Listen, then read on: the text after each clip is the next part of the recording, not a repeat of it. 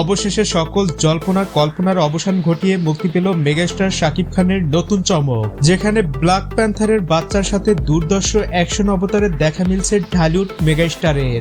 শাকিবের Prince লুকের জন্য বেশ কিছুদিন যাবৎ অপেক্ষা করছিল তার ভক্ত অনুরাগীরা।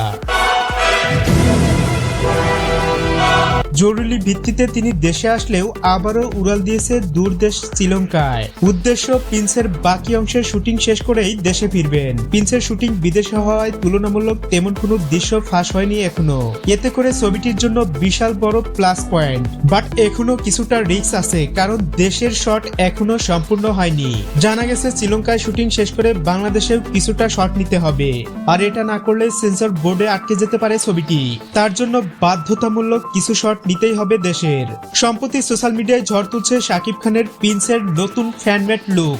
আসলে প্রিন্সের নতুন একটি লুক আসার কথা থাকলেও সেটি এখনো প্রকাশ করা হয়নি। এর জন্য সবাই ফ্যানমেড লুক মেকিং করছে। পার্সোনালি আমি যেটা জানি, রোজার আগেই অফিসিয়াল লুকটি ড্রপ করা হবে।